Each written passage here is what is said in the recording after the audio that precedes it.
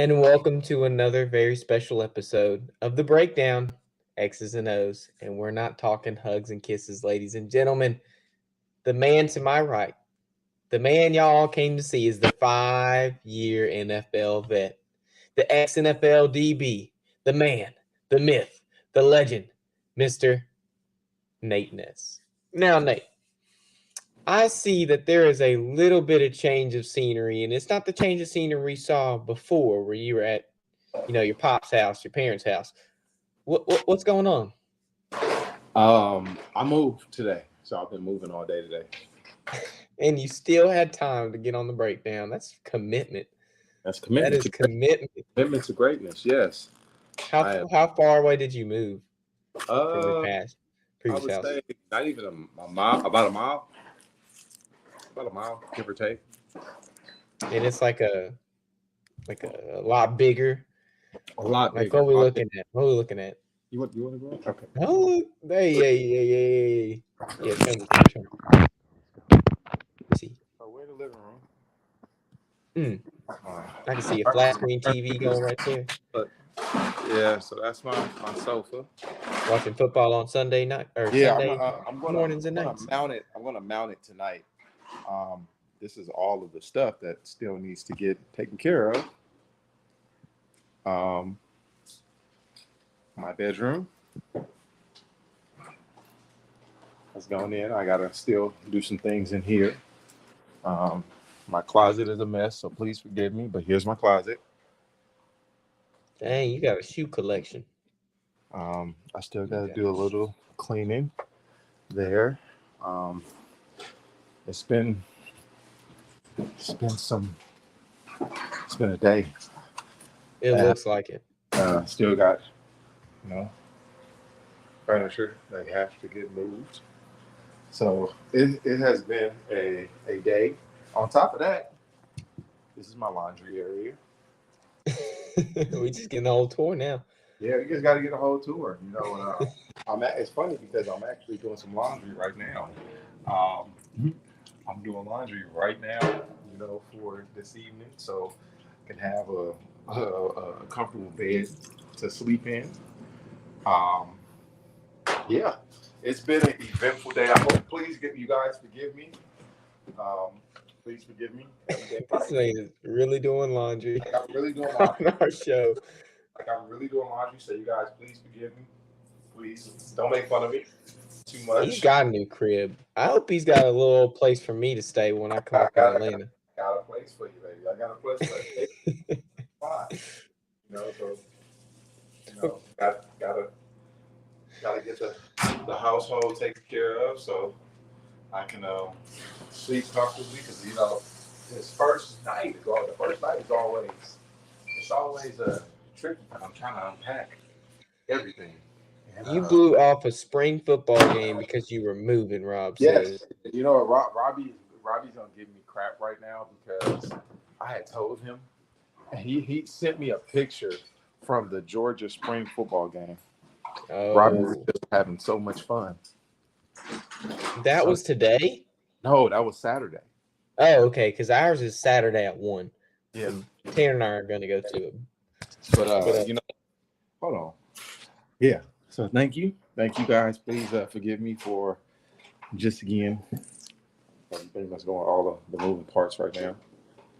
I'm gonna address this comment real quick. My mom went to. That's why I'm wearing a Red Sox hat. She's a big Yankees fan, so it's weird that I'm wearing a Red Sox. I'm a Yankees fan. But she went to Boston, and this is the one thing that she got me from Boston. So I like to, wear it because my mama got it for me when she went to Boston. So I wear it every once in a while just to, keep keep the head looking fresh. Now I'm not wearing the same cap every time I come on this show, but my hair was looking a little ratty. I need to get a Crazy. haircut when I go back home. Yeah, so I put on a hat. So that's why I'm wearing this hat. But let's start off the show right, Nate. I know you like to do your little thing. So what's up? What how other than moving? How's the day been? I know you got to do your shout outs and such. So go ahead, hit me with them. Uh, it's been a beautiful day. Just moving. Got to the gym today. Was still able to get a workout in. Of course, yeah, like you said, shout outs to my children, Tyler, Nemo, Demi. I love you guys. Nika, I love you. Just it's been a day. It's been a day. You hear what Rob said. This is Braves country. So don't mess with Rob. But it's been a beautiful day. Blessed and fortunate. Got a much bigger place. Filled with love. So yeah. I'm happy for you, Nate. You look happy. You Appreciate it. look I like you appreciate just it. you just checked something off the bucket list. And well, now we got some more things we got to do, huh? We're We got gonna some, have like huh? Yeah. Okay. we're gonna have like cookouts and stuff. You got like a Yeah. back place to do like cookouts and Mm-hmm. nice little ooh. Maybe invite Big Earl. Bigger. But no, before we get into like our first segment, I had a couple of things. I like to handle my business when I go back home, but I made a couple phone calls today. I had a reminder saying like, "Hey, Connor, you got to call these people. I gotta fix my phone. Not that it cracked or anything. I've just had trouble with it, so I want to get Yeah. it fixed." And I called about a job. I asked him. I tried to go through. I applied for this like corporate company, Mm-hmm. right in Hattiesburg, and they've been really, really irritating. So I don't want to mess with them anymore. So I called like a nice little mom and pop shop in Hattiesburg, and I was like, "Hey, are y'all hiring?" And he was like, "No, I'm not, but what you got?" And I gave him like, "Hey, this and this." I gave him this whole story. And he was like, "Well, when you come back in town, come holler at me." I said, "Okay, sweet. I'll come holler at you." That's what I do best, hollering at people. So, I'm gonna give him a thing, and then I called another company, and they've got me irritated, Nate. I'll tell you what, they have got me irritated. Safe Light, and I'm gonna name drop Safe Light because y'all have yet to come Safe to a like resolution. safe like Yeah, this. they repair right, and yeah, they do repair, but when they repair, it sucks. And then they got to replace the repair that they did before. So I had Tuscaloosa as the closest branch to Starkville. I had a crack in my windshield. Told them, hey, I want to get this fixed. They said, okay, we'll come in from Tuscaloosa. We'll come fix it for you. Well, they made the crack bigger. They expanded the crack. It was just I shouldn't have got it replaced, to be honest. I should have just left it with the crack in there. But they expanded. They said, hey, our policy is we have to replace it. I said, oh my gosh, I just spent $125 on some windshield tint and now it's out the drain. It's out the drain. And he said, okay, we'll come replace it. Well, this dude looked like he ate cigarettes and licked shoes when he came up over here. And he did not do my windshield correctly. I went back home a couple months later. I go in there when it's pouring and it just starts falling in my car. The rain is just pouring in my car. I'm like, oh my gosh, what happens? I look in there. I could stick my thumb between the where the adhesive was supposed to go on the rubber between the glass. I could stick my thumb, and I was like, come on, man. If I can stick my thumb in there, water can get in there. What are we doing? What are we doing? And so I called him. I said, hey, this happened. Hattiesburg was like, you know what? Let's fix it right. Let's do it right. We'll even give you a reimbursement on, we'll get you to get a detail, get the mildew out, whatever. So This whole couple months since January, I've been calling back and forth like, hey, where is my check to get a reimbursement? I'm trying to get a reimbursement so I ain't spending $300, $400 on detail to get my car done. Just come on, let's get this resolution done. Well, Hattiesburg's like, well, since we didn't mess up your car, we can't do anything about it. You got to get with Tuscaloosa. So this girl up in Tuscaloosa, her name is, I ain't gonna name drop her. I'll just name drop the Safe Light Tuscaloosa. This lady's like, okay, well, send me the receipt you got for this detail. Okay, I send you the receipt. This lady has yet. I emailed her today because Safe Light was not answering. I feel like they have blacklisted my number or something. I don't know what's going on because now when I call them, they say, you have no car that is connected to your account. I know there's a car connected to my account. So for you to tell me that there's no car connected to my account means that you probably wiped off everything off my number. And we ain't gonna do that. We ain't gonna do that. So I handle my business.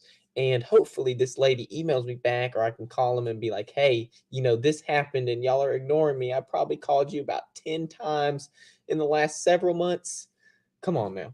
Come on. So that's what I'm dealing with. I like to handle my business. And whatever. And Rob's right. Tuscaloosa. I'm glad Tuscaloosa. Bunch of cousins marrying cousins. But other than that, I'm glad you're doing okay. Because that's about how my day's been doing. So let's get into the first. Let's talk football. Let's talk football. Hey. I like to introduce Triple N on this show, otherwise known as Nate's Necessary Notes. And this sound effect you get it. And as y'all see on the thumbnail, we're going to be talking about a little bit of draft. Now, next week is the big draft episode. We will be doing our final mock draft for the episode. It might run a little bit over an hour. If you're willing to stay for over an hour, it might probably run over that because there's a lot to talk about within each pick, because it will be the final choice that we get for these teams picking in the first round. So with that being said, Nate is going to tell us kind of what to look for, what to expect leading up to the draft, what it's like having your name called, and then what it's like if your name isn't called, how does that work, and maybe a couple phone calls you receive throughout the night. So Nate, take it away. What is there to expect leading up to the draft? Okay, well, before I get into that, hey Connor, you got your mock already finished? Do I have my mock for next week finished? Yeah. No, I don't have it finished, but I can finish it in 30 minutes. Gonna the first top 10. You gonna any changes so far? Oh, there's gonna be changes. All right. That's one of the things I was waiting for right there. There's gonna be changes. Not that I agree with the changes, but when you trade in to get another first round pick, you probably will end up trading up in the draft. Mm-hmm. So we'll talk about that next week. But what do we expect before going into the draft? It's great. That's a great question. What to expect? Of course, you're nervous. You're nervous because it's the combination of just all of the work that you put in since a youth. This one night, draft night, but also what it is. It's the culmination and the start and the beginning. Because once you hear your name called, it's a different beast now. All the time, like we play football for fun. Now you playing football for keeps. And when I say playing football for keeps now, because this is a grown man's game. This is how men take care of their families and so forth. And again, basically, when you get drafted, you're going in there to compete for a job and so forth. And in some cases, not all, but in some cases, you may be drafted to replace a current player that's on the team. It's a lot that goes into it. It's a smile. It's you thinking that now, okay, I can change the dynamic of my family. Take care of my family, put my parents in a better position, and so forth. Which is like one of the things that we all would love to do if we have the opportunity to do is, of course, take care of our parents, because our parents are taking care of us, and and doing something you love. I mean, you've watched guys play ball. I had the opportunity, I watched Calvin Johnson play. I watched, the likes of a Ike Taylor and Troy Polamalu play, and just to be on the same field and be able not just to compete, but to watch them in action and so forth. I mean, it's a blessing. I mean, it is a blessing. And then, that whole leading up to the draft, you having your workouts, pre workouts and all that stuff, your interviews and so forth, meeting with teams, and this is the biggest job interview of your life. If we're going to be honest with you, this is the biggest job interview in your life. So you want to make sure that you're taking care of yourself on all of your interviews when you're meeting with these front office and coaches of these organizations. You want to make sure you're looking good, that your vocabulary is up to par and whatnot. Because again, the NFL, it's a football league, but the NFL is a business. And I think what a lot of people have to understand is that the business side triumphs over the actual athletics, because again, the name of the game is to make money. I, I don't mean to interrupt, and I know you're trying to get stuff done around the house, but I can hear like the water going, and if I can hear it, everybody else can hear it.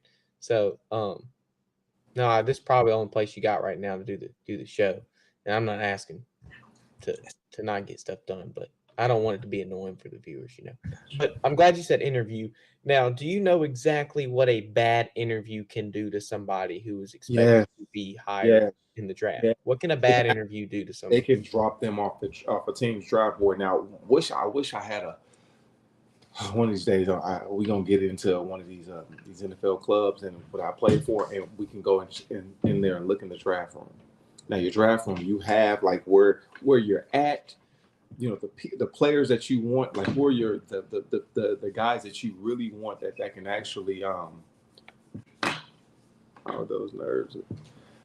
those nerves are bad. Those nerves are up and down. um it is, because you don't want to say anything wrong. You don't want to come off as someone that does not fit the core values of this team and what it is that they're trying to what they want their players to represent. Because again, when you go out there, you represent the organization. You know, Connor, when you go to school, when I go out into the world, we represent our last names. Connor, what's your last name? Davis. My last name is Ness. We're representing our parents and whatnot. See, it goes deeper beyond the realm of football and athletics. If you are representing where you came from, you're representing what you were taught.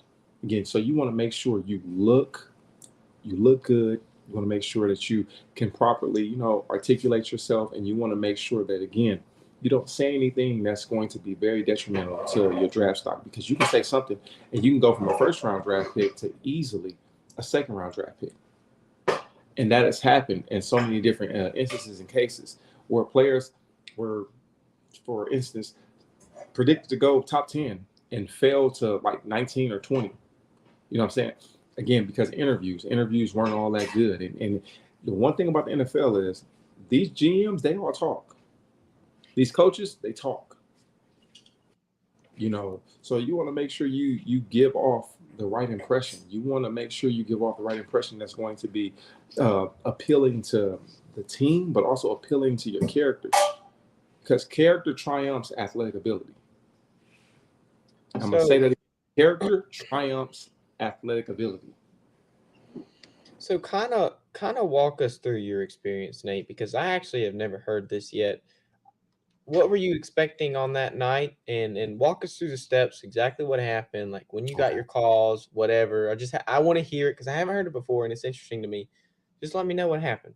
All right. So of course I went undrafted. The very first phone call I actually got was in the third round, the end of the third round. I thought it was gonna be it was Indianapolis Colts, and I'm thinking I'm about to get drafted, and whatnot.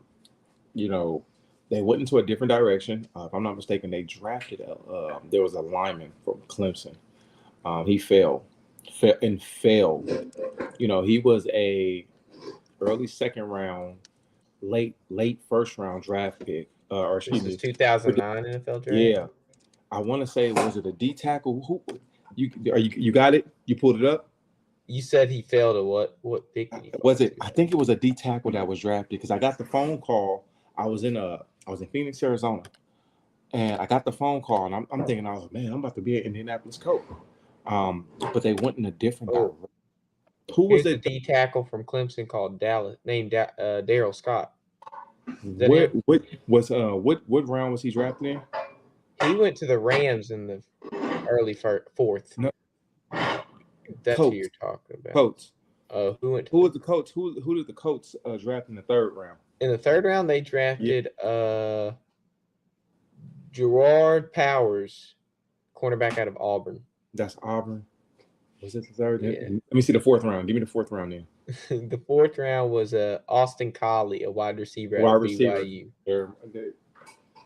I thought it was it because Austin got his career ended because of concussion, so I'm not mistaken. And then they had a conditional fourth round pick, which they But drafted Terrence Taylor, D tackle out of Michigan. it was him. It was him. It was him. It was him. So when I got the call, excited, but they went in a different direction. So I was just waiting. When I seen the call, because I had a sidekick, I had a T-Mobile sidekick. What is that, like a flip phone or something? Man, Connor, how old are you? I'm 19. Wait, T-Mobile sidekick. Yeah, T-Mobile sidekick 2, the second one. Oh, Sidekick. Wait, jeez. These look like little typewriters. oh my God, no, because it flipped.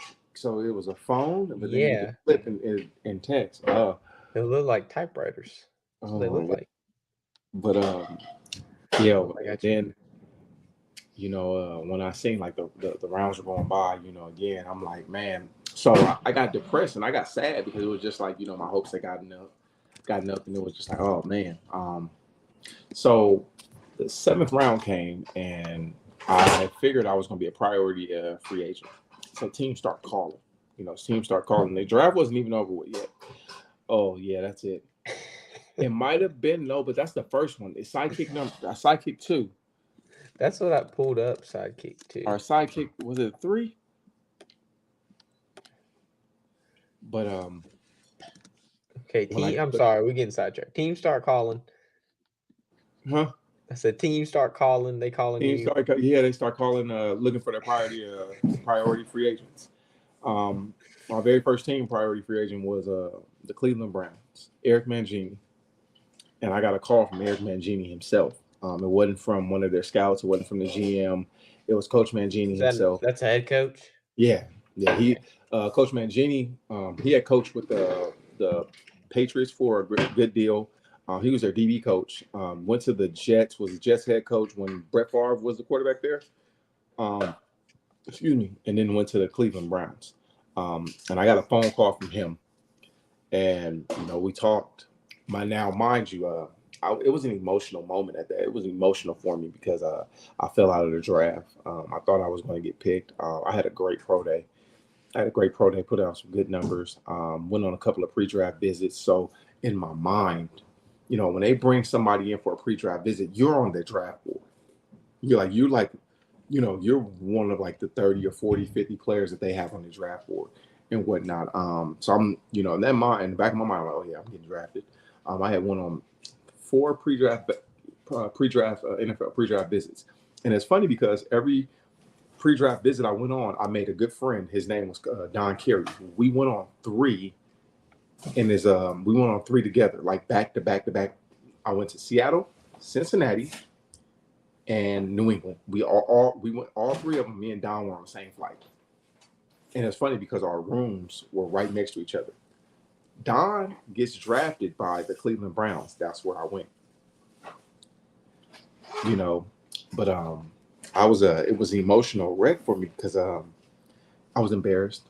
But this is an immature brain and immature thinking. I had a lot of pride, like, I wanted to go back home and just be like, people will recognize, like, oh man, you got drafted, this, that, and the other. But that wasn't the case. Having the opportunity as I gotten older and understanding, having the opportunity in itself just to be able to compete, that's the bigger blessing right there.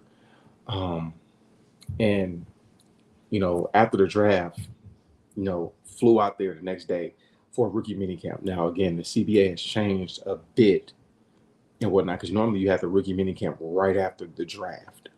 the first weekend after the draft, you had the rookie mini camp. Um, Went there, competed, and there's a saying, there's a very small percentage of low round draft picks from 5 all the way to undrafted free agents that make the rosters. Sometimes you're labeled as a quote unquote camp body, but that wasn't the case. Go there, compete, keep your head down, stay focused. And one of the things that you can easily get, you know, that can get your attention is again, you're a pro now. You're not in college. You're expected to know your plays, your playbook. You have day one install, day two, day three, day four, and so forth. You have to be a consummate pro. You have to study. You have to study and watch film. You have to learn how to watch film, learn how to be a pro. You got to learn how to understand the nuances of your positions and so forth. Because in college they teach you this stuff, and in pros you're expected to know this. So that first day of OTAs or mandatory minicamp, training camp, even day one install, day two, you need to stay ahead of the game, taking notes, and knowing multiple positions. Because once you learn that, and being great on special teams, because one thing that helps players that from the lower round, players all the way to undrafted free agents is what can you do on special teams. Special teams has saved. Oh my gosh, sorry.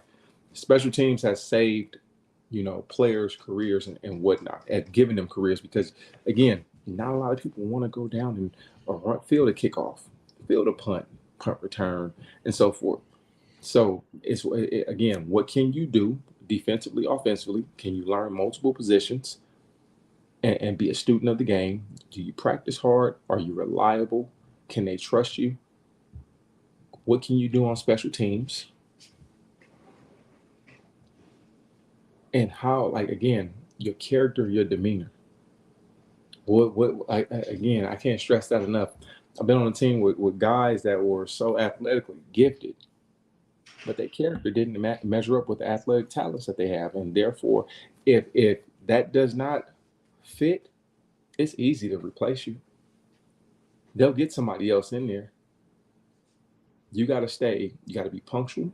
You got to be a consummate pro. You got to be a consummate professional because you're not in at the University of Mississippi State or Mississippi State University no more, or at the University of Arizona or at Ole Miss or Alabama or Georgia. You're not there no more. You are a member of the New York Giants, the Miami Dolphins, the Tennessee Titans. You are a member of that organization and that franchise. So you are expected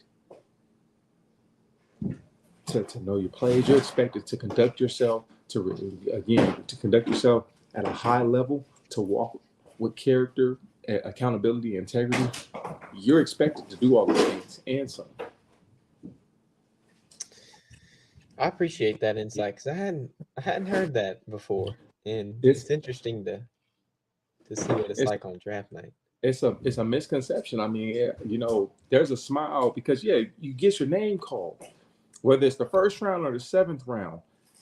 You getting your name called, and again, it makes you feel good because this is what you worked really hard for. But that's not the thing. The real story, the real work begins after your name is called.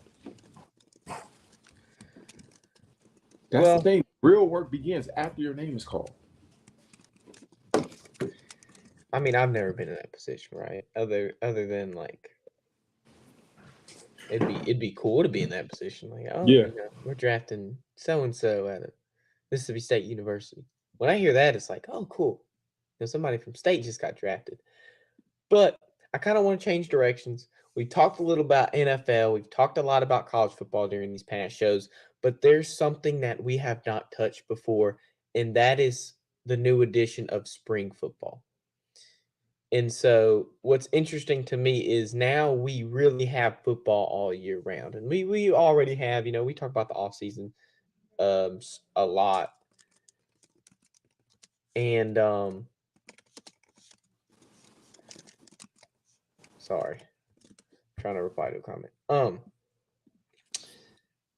And we just haven't touched spring football. Now last year we had And let me introduce this next segment, Swim with Loch Ness, before I get onto it, so I know when to make the video for it on YouTube, because I make clips of these. So, uh, we look at what we had last season, and we had two competitive spring football leagues. We had the USFL and we had the XFL. Yeah. Now, what was interesting was they were both not making a lot of money because you couldn't decide, hey, okay, well, I'm going to watch the XFL because The Rock owns it, or I'm going to watch USFL because of this and this. Now, MJ and I actually got the opportunity to go out and speak to a lot of people, coaches and whatnot, and film those games. I ended up talking to like the head athletic trainer for the New Orleans Breakers, which was really cool. I was asking him how he got this job. He was a part of the NFL team before, and he wanted to be the head of something, and that's where he went. But looking back at it and a brief history of what we've known as the UFL now with the XFL and USFL merger, Vince McMahon had the XFL back in 2001. And this is just a brief history for everybody that doesn't know it. And it was like extreme football. It was literally people were spearing each other like WWE and football pads. It was crazy. It was literally just extreme football. Well, that ended up being a wash. Like, okay, all these people getting hurt, whatever. We're just gonna wash it out. Now, back in 2017, what's really interesting is Vince McMahon said, hey, I want to come up with a United Football League. And so it's interesting because he actually acquired this name, never trademarked it, and just said, hey, this is going to be an idea. It's going to be a thought bubble in there. Okay, so XFL relaunches in 2020. Doesn't go well because COVID messes it up. COVID messed up everything. And so it just goes away. Well, The Rock and his ex-wife are business partners. They end up buying the XFL, and now the USFL is coming into fruition. So now we have two spring seasons of football, which we do not know what to watch. So to get rid of all the confusion, The Rock was like, hey, why don't we just merge and we both make money? So now we have the UFL, the United Football League, and we have two divisions. There's only 8 teams. I would like to say 5 came from the XFL and 3 came from the USFL, which is really the case. 5 names, but we have an XFL division. We have a USFL division, which is 4 teams coming from the XFL, 4 teams coming from the USFL. So we have the Birmingham Stallions in the USFL bracket, the Michigan Panthers, the Memphis Showboats, and then the Houston Roughnecks. And what's interesting about the Houston Roughnecks is this was an XFL team, but the Houston team in the USFL was the Houston Gamblers. Well, I guess they like the Roughnecks a lot better, but they still attribute that as the USFL Houston Gamblers, even though there was an XFL Houston Roughnecks team. It's almost like a you know how the Browns still have like the Baltimore Browns, and it doesn't go to the Yeah. Ravens. It's that kind of thing. So the Browns keep the Baltimore history, but they're all in Cleveland now. Well, the Roughnecks, even though they didn't change location, they're still in Houston. They keep the Gambler history, the Houston Gamblers, over the Houston Roughnecks in the XFL. So those are your USFL division teams, and your XFL division teams are the St. Louis Battlehawks, San Antonio Brahmas, your DC Defenders, and your Arlington Renegades. And I've watched a couple games, and it is some fun football. Now, you have people, they don't kick on the 35-yard line. They kick on the 20-yard line, which is so interesting. And you see people, it's rare that they get a touchback, but sometimes people will kick that ball freaking 70, 80 yards and get a touchback, and it's so interesting to see. And atop the UFL right now, we have the Birmingham Stallions at 3-0, which is who we went and saw back in Birmingham, and it was really fun. It was a fun time. It's like football never left. I mean, you sit down and watch college, and you watch NFL, and you're like, okay, well, there is a distinction there. There is obviously, I'm watching pro football and I am watching amateur football, if that's what you want to call it in college. But in the USFL, it was a different feel. It was like, I want to say I'm watching pro football and I want to say I'm watching amateur football, but it is somewhere in the middle there. And there's no distinction because there are people that are like NFL caliber players, and there's people that are just like, okay, well, I played in college, I want to go to the next level, but the NFL, I just can't make it there. And so to watch that and to see these players grow was very, very cool. And I saw a kicker kick 5 field goals in a game, in a USFL game, and I was like, man, you don't see that in the NFL. You don't see somebody kicking 5 field goals. So it's interesting. Um, a couple NFL players to note back in the UFL and who was in the USFL and XFL. We have AJ McCarron, who was an Alabama quarterback. He played, I can't remember the years, probably from like '08 to 2011, somewhere around there. And he was actually on the receiving end of what I like to call the greatest moment in college football history. Nate, do you know what that is? National championship. No, no, no, no, no, no. He wasn't in the national championship this year. I'm talking about the kick six, Kick Nate. six. That's what I'm talking about. The Kick kick six. six is what I like to call the greatest moment in college football history. Even though it happened in the Iron Bowl, and Wait, I'm not. so you gonna say that's the greatest moment over That's what Vince I. over That's what Vince I Young? like. What's Oh, up? over Vince Young and over Devontae Smith game We touchdown. we can say like, hey, okay, Vince Young in the national championship game against USC was probably well, not probably, is the greatest college football game of all time, right? We can say that, but it was so consistent across that game and in both games actually, the Iron Bowl as well that year. It was so consistent. Nobody had been able to tie and even beat Bama in those last couple years, and Auburn was somehow able to tie and not only tie, they walked it off with a missed field goal, received it, and ran it 109 yards to the house to walk off and win the football game against Alabama Crimson Tide. But that's what happens though in rivalry games. Rivalry games it's different than a regular season game. Rivalry games, conference championship games, it's completely different because it's like I don't like you, and it's like people play with a little bit more because again at that time Alabama was on this high horse. Oh yeah, Beating Bama, and their prime and in their heyday, and when Bama was Bama, beating Nick Saban, that may have saved the coach from losing his job.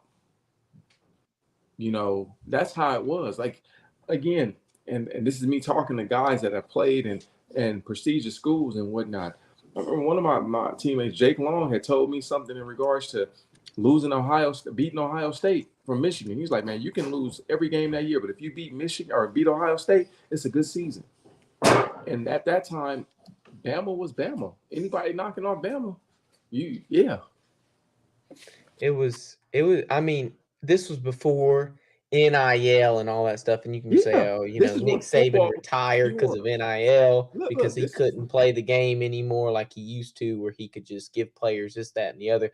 Bama was atop this is everybody. when football was based on the talent. Like seriously, and this is when you had some of the best games. Oh, I love it. Rivalry weekend is probably the It's the best most. It's best. the best football to watch, in my opinion. It's better than NFL, better than No, anything. again. It's the best football to watch. I played with guys that have played college ball at rival teams. I remember like vividly. I played with Chad Henne and Jake Long, Michigan alumni, for 3 years. Brian Hartline, Ohio State. We were rookies together. We came in, our lockers were right next to each other.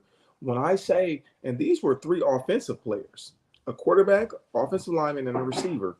When I say almost like literally arguing with each other over Ohio State, Michigan, leading up to the game. Ah, Same thing with guys that played at, some guys that played at Auburn.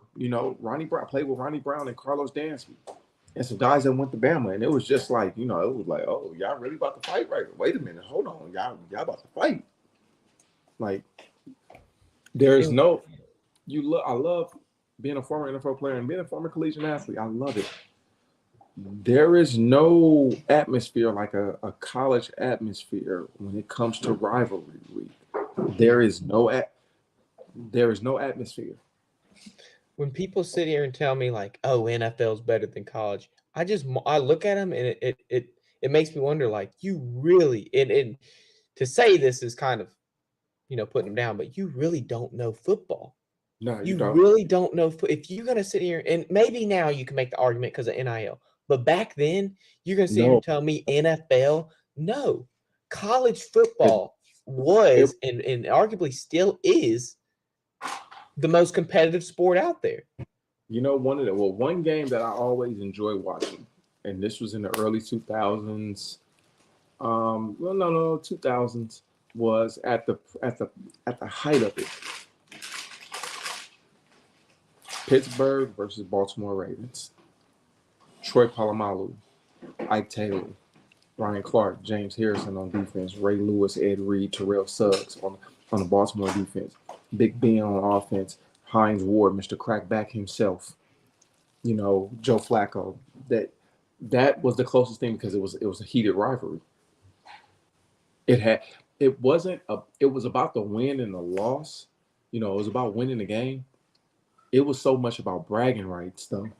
It was so, again, same thing about the rivalry week. It's I don't like you, and guess what? I get the gloat over the next 12 months until we play again that we beat you, and you playing for Arizona. We played for the Territorial Cup.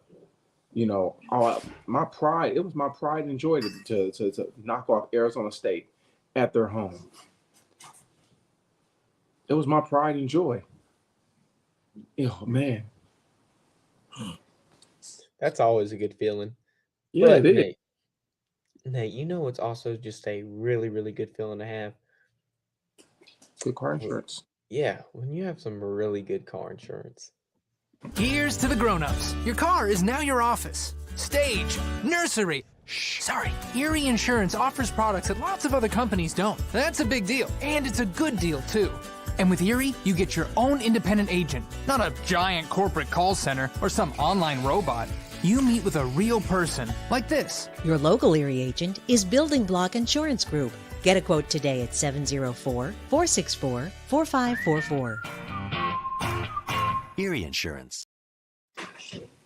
And when you call Jeff Ortepney at 704-464-4544, go ahead and ask him what he thinks is better. NFL, college. If he says either, I can take it. NIL is kind of ruining college football as we speak. It's probably why Nick Saban called it quits, because he just didn't want to deal with NIL, because he couldn't do what? Pay some players any longer. No, that's why I think Nick Saban was so good all these years. He just Nick you Saban. take that under the rug. You take that. I'm not discrediting Nick Saban. He is the greatest college football head coach of all time. But if you ain't cheating, Nate, You ain't trying. Oh man. Oh man, I remember the very first time I heard that saying, and I'm like, yeah, it's true. Well, let's go into our final segment, which means that we're going to hear a little something like that, because we're going to get a little messy with Nate Nessy today. Let's get messy. Now, because next week is our draft show, we're just going to run off a final mock draft. I want to talk about kind of the previews and the scenarios for kind of the best quarterbacks in this draft class, where we can see them go. And there's 6 notable ones. I have them all ranked on here via NFL Draft Buzz. This is all their draft grades on here. Now, obviously, if you could tell by the thumbnail that old Tanner D made, this right here, did a great job here. You couldn't even tell, great job. That's all I got to say. That Caleb Williams holding up the jersey with Roger Goodell, I couldn't do that.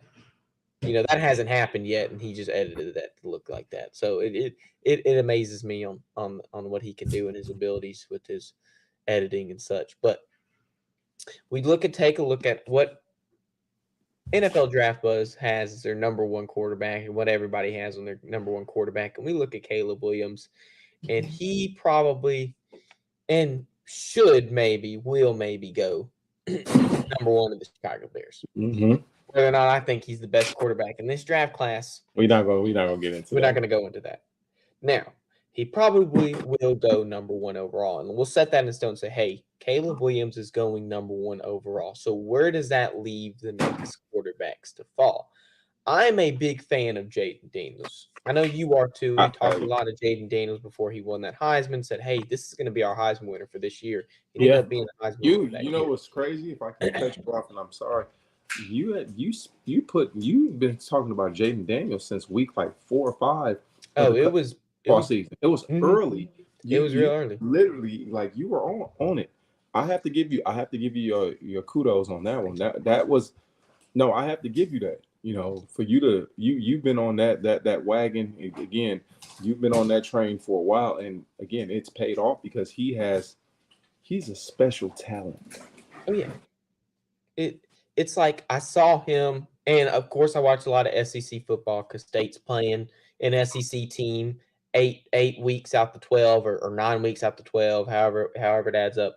And you see a lot of Jaden Daniels, especially when I'm not watching State football. I'm watching SEC football because in my mind, that is the best football there is to watch on the weekend is SEC football, especially to see how State ranks at the end of the year. So I saw a lot of Jaden Daniels. So the year Caleb Williams won the Heisman, Jaden Daniels was at LSU, and he was still a marvel to look at. He wasn't what he was this past year, but it was like this man is going to come into LSU his final year. He's going to have a chip on his shoulder, and he's going to show why he is the best QB in the country. And he really did show. He put up video game numbers against several teams before it even happened. I was just like, man, this man's going to win a Heisman. That was my Heisman pick, and it paid off. I was like, okay, well, you know, based on what I saw the previous year, this man is going to win it. Now, I like Jalen Milroe. I like Jalen Milroe going to this next college football season. I liked Quinn Ewers last season, and I like him again. Now, I like to say those two are going to be Heisman finalists. I want to say Jalen Milroe is going to take it home. We're going to see whenever college football rolls around. But, Nate, is Jaden Daniels our number 2? Should the Commanders, after acquiring Cliff Kingsbury as their offensive coordinator, will Jaden Daniels mesh so well with this Cliff Kingsbury offense? Of course, you have Eric Bieniemy's offense kind of lingering still, but majority it's going to be Cliff Kingsbury. How do we see that playing in Washington? What's it look like? It looks like it's possibly going to be a good marriage with his skill set, and whatnot. But the thing is, like, he's going to have to learn, and he has Cliff Kingsbury that is going to help him to be able to be a quarterback from the cerebral part. See, that's the most important aspect of it is, you know, we talk about the physical attributes, being able to throw the ball, you know, the pocket presence, all these. Now, these things are important, but we got to talk about the cerebral part of the game when it's knowing the defense ahead of you. Whether they're playing a single high, they're showing a 2-high shell right now. They're showing a 2-high shell. That means right now, if you're to snap the ball and they're in cover 2 or cover 4 or cover 6, your first read maybe is front side. But if that safety comes down and they're playing a single close high safety, okay, wait a minute, that goes from the front side or your first read. Oh, it might be this backside X right here. That may be the first read, or it might be this tight end right here. It's learning the cerebral part of the game in that aspect and learning the chess match that's playing within the game. He's got to learn that aspect of it. The physical tools, that's a plus. But you got to have the mental capacity to be able to play in this game. And Cliff Kingsbury can be so good at that. I mean, he is the Heisman specialist. This man has a lot of Heisman people that have won the trophy. I didn't know how to word that. Going into the NFL. He is credited with a lot of people who have won that trophy and held that trophy up high. Baker, Kyler. Is it Kyler? Kyle, we could even say Caleb Williams. He was at USC. He was a quarterback coach at USC when Caleb Williams won it. I think Case Keenum is another one that he had influence on. I'd have to look it up, but I know those 4 for sure. And why not bring somebody that won the Heisman to somebody that is such a Heisman specialist? That is, although somebody like Tim Tebow did not work out in the NFL, probably had one of the greatest college football seasons ever. Jaden Daniels, I'm not going to attribute to that. This man has the physical and capabilities and everything to play at a high level in the NFL. I love it. The only thing I have to say about him, he took a lot of big hits in college. Like Yeah, he would run out the pocket, not know when to slide, and be like, "Hey, I'm Jaden freaking Daniels. I'm just gonna run into you." And you can't have that in the NFL. And that's what teams are like, "Oh, we don't want our franchise quarterback to get injured because he does not know when to make the decision of, hey, I'm going to slide here, or maybe I can get past him enough where I can take minimal amount of damage and still gain a few extra yards." you got a point. He's got that's another aspect of it. He has to understand that nuance of when to take the slide and when not to fight. Because again, you don't see a Patrick Mahomes taking those shots. Mm-mm. You don't see a Joe Burrow taking those shots. Again, because you're more valuable on the field than on the sideline. Again, if it's a 9-yard run and whatnot, okay, hey, you live to fight the next down. You again, it's being smart in that aspect of the game because these guys are bigger, faster, and stronger. So yeah, being smart. Again, you know, you want to make sure that you're available for your ball club. And he has all the physical tools and whatnot. But again, it's important to know when to slide and again when to get out of bounds. You got to know these things. So for me, Caleb Williams and Jaden Daniels are pretty much 1A and 1B. In terms of grades, Caleb Williams comes out a little bit of top, but both of them stand away from the pack. So the leader of the pack going into the next couple grades of QBs is none other than quarterback Drake May. What some people are saying, this will be the guy that will transfer the best in the NFL. He's the guy that is the most NFL ready out of all the quarterbacks in this draft class. Whether or not that's true, we'll have to see. I like Drake May. I like what he can do, but it's different. For me, it's hard for me to say, hey, this dude has played against some dominant defenses and been able to. The man played in the ACC conference. Let's be for real. He did not have to play against a lot of tough defenses. I don't even know if he played Florida State this past year. I don't watch a lot of ACC football unless it's Clemson, but I know he can play. It's just if he can play at that next level. That's the question. And Drake May, he has the best grade coming out. He's the third best ranked quarterback. Well, Patriots are on the clock with number 3. Is this a spot where we see the Patriots picking, or we see a quarterback like J.J. McCarthy rising up in draft stock? Do they go ahead and go with J.J. McCarthy, or do they stick with everybody's first instinct and draft Drake May? I'm gonna say we're gonna have to go with Drake May because nothing against JJ McCarthy, but that Michigan offense was fueled by that offensive line and that running game. They had arguably the best running game in all of the the landscape of college football. Nothing against him. So when you have an offense that's averaging about 6.5 to 7 yards a pop per run, that opens it up big time for the play action and the quarterback. The quarterback doesn't have to do anything. I don't really recall us seeing J.J. McCarthy have his moment during the college football season. And when I say moment, I mean moment to where 3 minutes left in the game, you got to drive down from your 25 to get a score. To get a touchdown.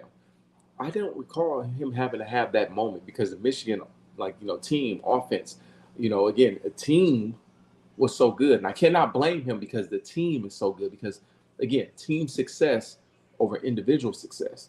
Team success. But I don't recall him having that moment. So we go with Drake May. We go with Drake May. And, again, we get so enamored with a lot of these, quote unquote draft analysts and whatnot, saying that this guy's talent is going to be able to translate, into the NFL much better. I sometimes gaffe at some of these sayings, these quotes, because we're trusting words from individuals that have never played a down football. And you're right. That's sometimes I look at. I'm like, man, although we take Mel Kiper for example. No shade at Mel Kiper. Mel Kiper's never played a down of football in his life, and people think, okay, well, does that discredit him in the sense of we're not going to trust his whatever, and you can make that decision on your own. He is still the most trusted draft analyst out of everybody, and he's never played a down of football in his life. Whether or not you want to trust him is up to you. Now, I don't like some of his picks. Personally, I don't like some of his picks, but I can see a lot of people now, and this is what I'm going to talk about for next week, they have J.J. McCarthy going up to number 5 with the Vikings trading up with the Chargers. And it would make a little bit of sense. This is what they're saying. Jim Harbaugh's in salesman mode right now. We've talked about this in the past. He's in salesman mode saying, hey, J.J. McCarthy is the number 1 quarterback in this draft class. He's basically saying, I'm going to draft him, but he's not. He's wanting somebody to call his bluff, or if not, trade up to number 5 and say, hey, I'm going to draft the person that you said was number 1 in this draft class because you were the one that kind of produced him in college. And we're going to see what happens. If it's Minnesota, what everyone's saying is Minnesota, I don't like, because what they're doing in Minnesota is they're trying to put a square peg in a round hole. Now, their offense is predominantly air raid offense. And to stick somebody in an air raid offense that has not shown any sort of air raid capabilities in college is very alarming to me. You're going to put your trust in somebody. Like I said, you're going to try to fit a square peg in a round hole. Maybe it fits. But you're going to trust somebody. And we can say, hey, that moment you were talking about, we can say, hey, he did really good at leading Michigan against Alabama in that Rose Bowl. He did very good. But at the end of the day, what had them score at the end was their run game. When they got to the red zone, it was the run game, right? So it's you pick and choose there. But to draft somebody, and I know the Minnesota needs a quarterback so bad, to draft somebody that has predominantly no experience in air raid offense, where he had to run the ball 100 times a game, just passing off to Blake Corum, is alarming. Why? And to me, it's like, why am I seeing this and draft analysts aren't? What's going on there? A lot of these draft analysts, again, they get enamored with, again, is he talented? Yes, he's very talented. Yet, it's kind of hard for me sometimes just to listen to some of these draft analysts when it's just like, how do you know anything in regards to the game when you sit at a desk and wear a suit? You never played the game. You never went out there and had to go through a 2-minute or break a defense down or offensive down and so forth. But you're given critiques on the talent and how this person's talent is going to measure up to the game of the NFL. Mind you, the thing that's actually very interesting is that when these players, they don't necessarily measure up and they don't fit the organization that they're with, and it comes back and it's just like, oh man, so that's that awkward.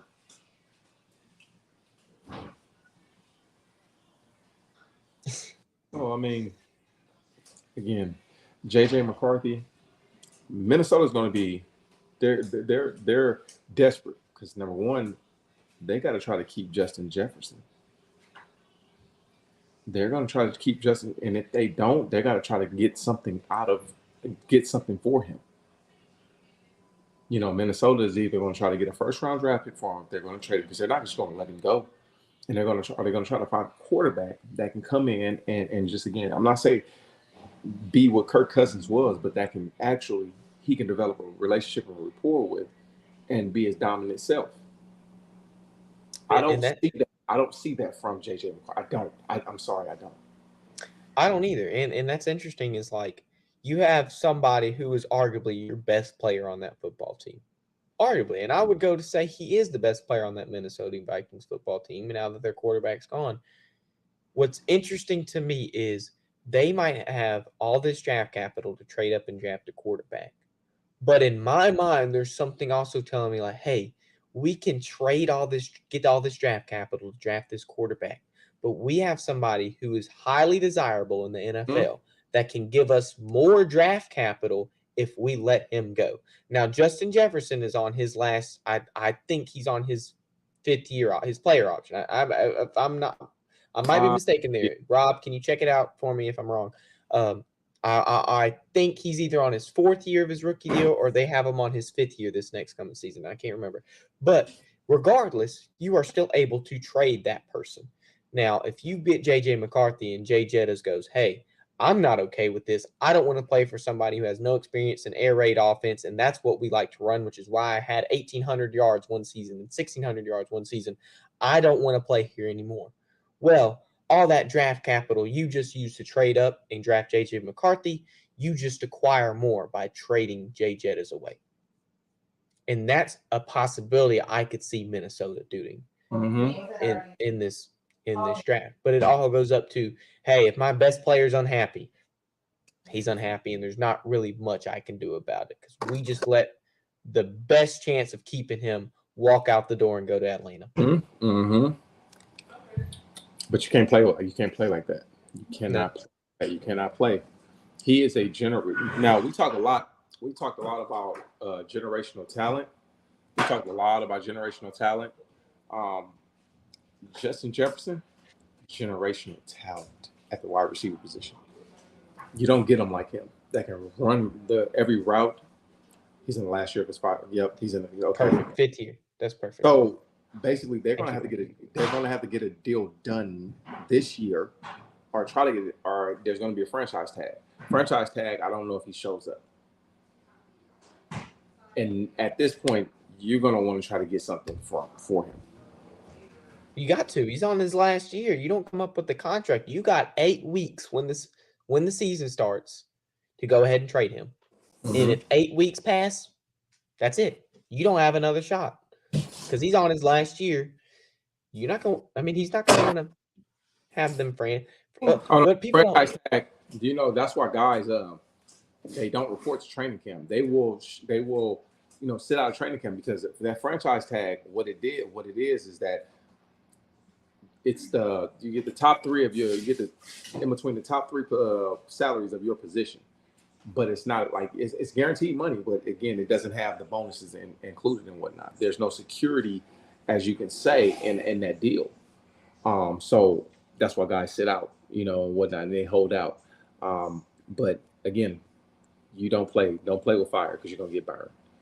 You do what's best for the organization and the franchise. If this guy is somebody you want to keep around, again, Minnesota has had some of the best wide receivers in there that have ever played the game. Randy Moss, Chris Carter.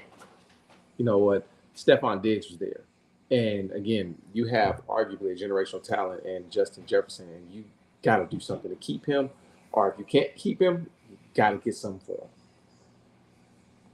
I like that. And I'm going to let that simmer. I'm going to let it go because that's a perfect ending from when I go ahead and make that clip.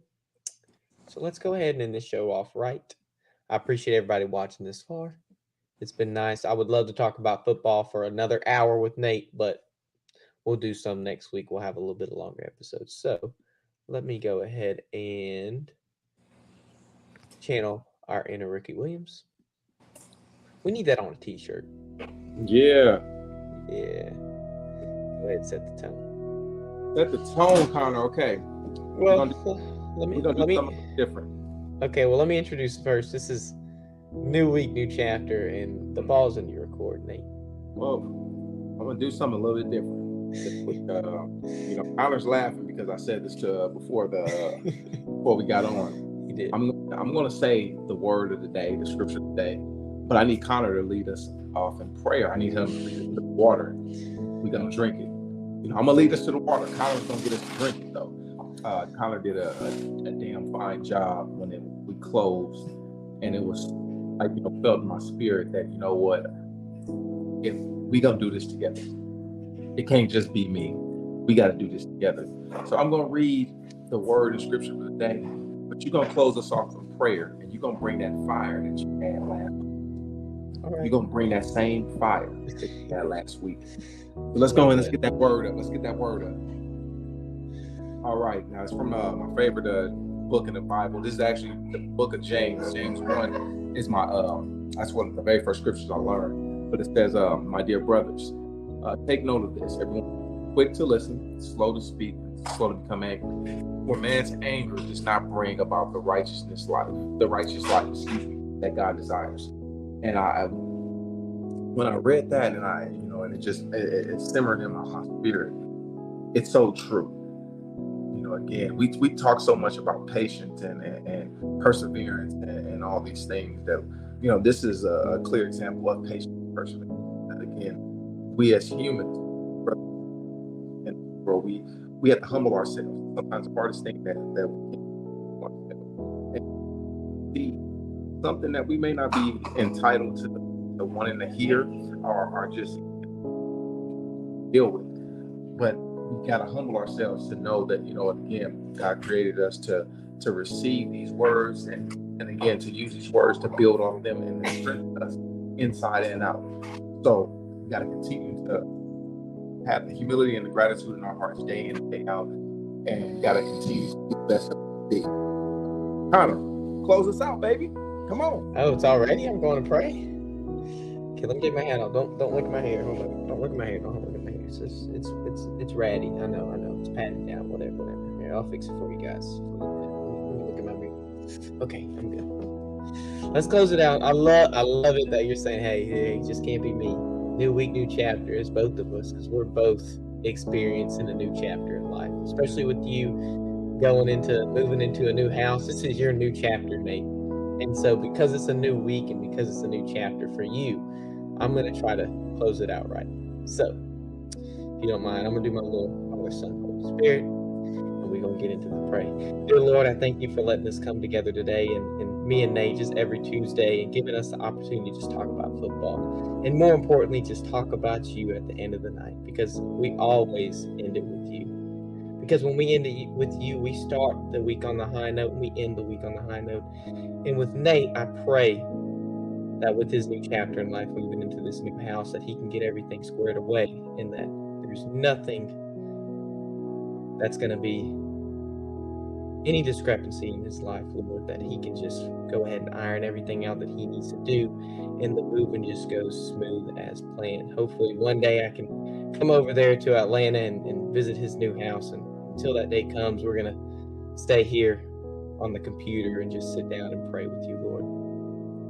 I ask that you bless us with this week coming, and with finals coming up for me, especially. Just look over me as I take those final tests and finish my first year of college, and then with these new jobs opportunities coming up for the summer, Lord, I ask that you look over me and give me what's with you, Lord, and that I pray that every single thing that's not you in this life, that you just reveal to me what is. I want everything out of this life just to go away, and you reveal to me exactly what you have in store for us. Because everything in this life that's not you, we don't need it, because we only need you. And to go back to the prayer, you're our teacher, and we're supposed to be quick to listen and slow to speak. And so when you're up there teaching us and we're at our desks, we need to be slow to speak, Lord. And although we ask the questions, we might not always receive the answer. And so until we receive those answers, we just need to be quick to listen and slow to speak. So I pray that you give us the patience and the security to listen until you give us those answers that we so desperately need in life. And again, to just whittle out everything that's not you, Lord, in our lives, and come to presence in our lives. Reveal to us what is you in our lives so that we can just so happily move forward. And teach us that, hey, if this is not what is for us, teach us what is. And I thank you for everything you've done for us for this next week, and to end on this high note, I pray in Jesus' name. Amen.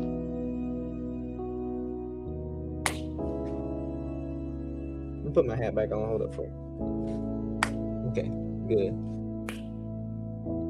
Sorry, it was a little bit of a longer prayer, but Ain't nothing wrong with that. There you go, Connor. I kind of feel like my grandfather whenever we would sit around the table and hold hands before the meal, the dinner meal. He would always give one of the longest prayers ever. But it wasn't something that I was dreading. It wasn't like, hey, I'm just ready for you to be finished talking. It was, hey, he's giving me something that, hey, I might need to be listening to this. He kind of said, hey, we need to be quick to listen, slow to speak, just like James says, it's like this dude has so much wisdom and so much experience in his life that all he wants to do is just share it with us. And even though those little couple minutes of prayer before that meal, before we indulge in what we're about to feast on, it's like he had a little bit of that wisdom to share with us before then. Even if we didn't want to sit down and listen to him yabber for the night although I did that, other people didn't. We got that little bit of wisdom and experience he's had with that little bit of prayer. And so what he showed us was, hey, I'm going to say this prayer, and I'm going to say it with heart, and I'm going to mean what I say by it. And so I had this little bit of wisdom that I just want to share with everybody else. And that's why he did the prayer every time we ate a meal. And I never dreaded it. I will always listen to it. I loved it.